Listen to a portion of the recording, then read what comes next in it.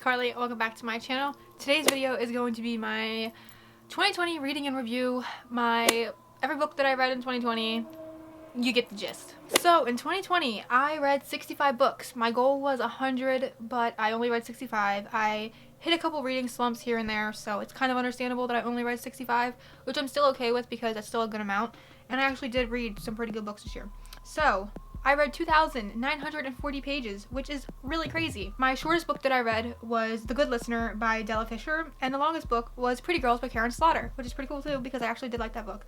My average book length in 2020 was 322 pages, which I feel like that's actually a lot higher than it usually is, which I'm pretty proud of. The most popular book that I read in 2020 was The Shining by Stephen King, and the least popular was The Good Listener, which whatever, that book was whatever.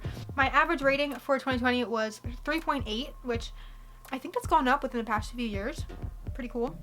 And the highest rated book on Goodreads was Heartstopper Volume 3. Again, no surprise, I love that book. And then it just kind of goes into all my books that I read, which I'm not going to do a whole rundown of all the books that I read, just because I don't typically like those videos, and I've done that before in the past, and I just didn't like doing that. So I'm just going to go through and do my end of the year reading survey. And I'm going to try and not answer all of the questions with the same book. Credence by Penelope Douglas. I'm sorry. We got my handy dandy phone here, and we're just going to get answering these questions. So, it says, how many books did you read and did you meet your goal? So obviously no, I read 65 and I wanted to read 100, but again, I'm okay with that. Most read genre, I would definitely probably say romance, like dark romance or like thriller. Those are typically like more of the books that I pick up. I don't really stray to fantasy too often. It's like rare if I do. Longest and shortest books you've read, we already went over that. Favorite book published in 2020, Credence by Penelope Douglas. I'm sorry. Favorite debut novel in 2020. Let me go to my Goodreads. Alright, for this one, I'm going to say that my favorite debut novel was probably Catherine House by Elizabeth Thomas, because this was her first novel and I loved it. And it's actually what got me into liking dark academia. So I'm definitely going to say that one for that. Favorite book not published this year. I think for this one I'm going to say The Hating Game by Sally Thorne. This one was published in 2016, which, wow, that sounds crazy because this book has just blown up all over YouTube and I really love this. It was so much fun reading this and being in the journey and the romance and the office hate and love, and it was just so much fun. I really did enjoy my time reading that, so I'm going to definitely say that one for your favorite book not published this year. A book that did not live up to the hype. Beach Read. By far. By far. I really did not like that book this year. I don't know how I finished it. I really struggled. A book that lived up to the hype. Probably Ninth House, because I know Ninth House was really talked about. Same with like the Catherine House. Those two dark academia books were really hyped up and talked about, and I definitely would say that they lived up to the hype this year. I'm pretty sure a lot of people did like them. Book that felt like the biggest accomplishment, fucking The Shining. Okay, I hated this book. I didn't hate it, but I did not like The Shining by Stephen King.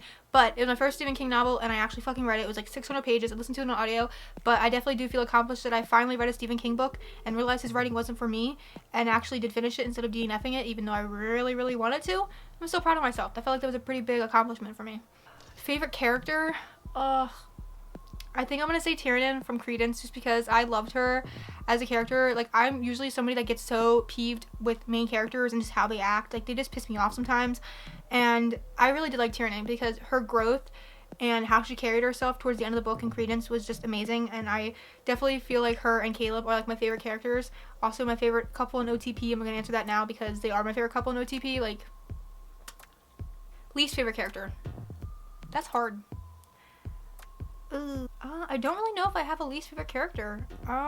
Yeah, I don't think I have a least favorite character, like, that I can, like, remember off the top of my head right now. Like, there's characters that I dislike, but I want to answer it for a book that I already read right now.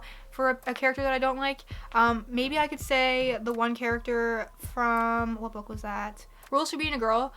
You guys know that I did not like that book in 2020. It was, like, one of my first ALA arcs, and I read it. I gave a rant review on why I like it, and I still get people bashing me for it all the time, and it's just like, I can't have my own opinion. But I definitely did not like that main character. She pissed me the fuck off.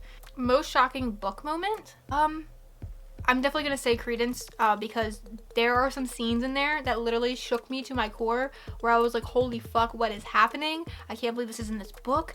I'm gonna spoil it if you haven't read Credence, but probably the scene where they're all in the living room, Noah and Caleb and Tiernan, and they're all watching porn together and they all start masturbating together, and that was just fucking crazy, bizarre, I gotta say. The best written book you read this year, I'm just gonna say Credence, because this is like my favorite book of the year in 2020, like my top favorite book. We already know this, but definitely that one. It made me love reverse harem, and it just made me love Penelope Douglas even more, if that was even possible already. Book that you pushed the most people to read in 2020? Credence by Penelope Douglas. I'm sorry. Literally all these questions are about Credence. Just because like they all fit perfectly with that book because it's my favorite book of the year. Like I'm sorry that I don't have any better answers for these, but that one is just the one that stuck most to me throughout this year and is my favorite book. Favorite book cover of the year? I definitely do like Catherine House book cover. That one's absolutely gorgeous. Birthday Girl could even be in that slot too because that was a really cute cover. Also The Silent Patient, that cover freaked me out because at first I didn't realize it was a mouth. And so when I realized that, I was like, oh shit. So that one also kind of had a pretty good cover as well. I think that pretty much answers it. So, favorite adaptation. I read You this year, so I don't know if I want to say You because I only got like half the first season done, but I did like the adaptation. I will not lie. I did like it. I think I liked the show a little bit more than the books just because they are completely different from one another. But I did like that adaptation and how different it was. The TV show was really entertaining. I know there's like a third season coming out this year, I'm pretty sure, so I definitely gotta catch up, but I did like it. I did read Hidden Bodies too, but I don't think I liked it as much as the first one. Actually, no, did I not? I don't think I read Hidden Bodies because I wanted to finish the second season before I did that, so excuse that. What book made you cry? Heartstopper Volume 3. I think that was like the only one that really like made me almost cry. Credence didn't really make me cry. It just got me hyped up, really. But I think Heartstopper Volume 3 definitely gave me a little bit of a tearjerker. What book made you laugh the most? Can I say Credence for that one as well? Because that one just makes you laugh in like an uncomfortable way, but in still a good way. That one was also just really entertaining. What other ones? The Kiss Quotient was also pretty funny too. There was moments in there that I liked. Yeah, we'll just say those. New favorite author you discovered this year? I'm gonna say Penelope Douglas, even though I kind of like found her towards the end of 2019 going into 2020. I'm still gonna say Penelope Douglas because I did love her writing. Also Christina Lauren, even though I still feel like I found them in 2019, but they're still like my top go-to like authors, like automatic buy kind of authors. More so Penelope Douglas than Christina Lauren because Christina Lauren has a lot less books that I like compared to Penelope Douglas. Who else could I say? I would definitely say Elizabeth Thomas from Catherine House. She was really good. Riley Sager, I read Home Before Dark and I absolutely loved that book. That definitely made me want to pick up more from him. Helen Huang also, because I love the Kiss Quotient series. Third one's coming out this year and I can't wait because that was really fun as well. Tessa Dare, found Tessa Dare, got into historical romances this year, so I definitely would say Tessa Dare as well because she was really good. Sally Thorne, I tried her second book, didn't really like it, but I definitely love her from The Hating Game and I read that in the beginning of 2020, so I definitely going to say Sally Thorne as well. Guilty Pleasure Read of the Year. Credence, The Hating Game, all of those fucking steamy, dark romances. I love them. They just make me so happy. That's just the reason why I love reading. Favorite book you reread this year? I really didn't do too much rereading in 2020. I'm trying to do more rereading now than I did in 2020 just because I miss doing that. No, because I don't really think I reread any books in 2020 that I read any other year. Were you happy with your reading year and what will you do different in 2021? I was pretty happy with my reading year because I think even though I read it less, I still found a lot of authors that I loved, a lot of books that I loved, a new like genre, a new series that I'm just excited about. So I definitely am very happy with how 2020 went reading wise. I definitely think it was pretty top tier for me.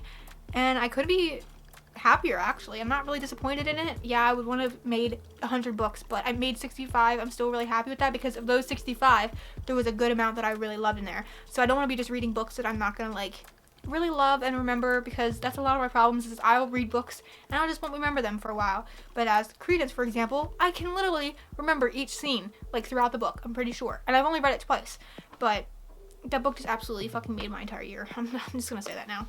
What I would do differently in 2021, again, is just, these are more like my 21 goals, I guess, is to just not buy as many books. As you can tell from my shelves, these are all books that I've already read, and then these are books that I need to read. So I definitely want to stop just auto-buying books a lot and just kind of be smart with my purchases this year and don't be afraid to DNF. I wasn't afraid to DNF in 2020 because I did DNF about like 20 books in 2020, which is not bad out of 65 that I read.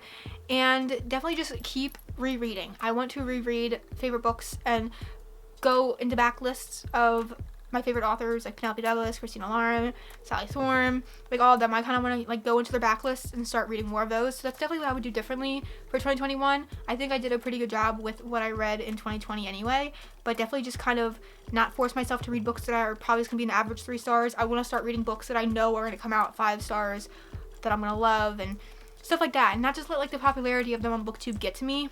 Like I kind of just want to go back to reading how I was when I was 17, you know, like I miss reading and just not having a care in the world what other people read or what they thought about the books that I read, and just fucking read them because I loved them. Yeah, that's really it. That's all for this video. I hope you guys enjoyed. If you did, give it a big like, subscribe down below to my family, and don't forget to turn on the bell notification so you don't miss when I upload, and I will see you all in my next video. Bye guys.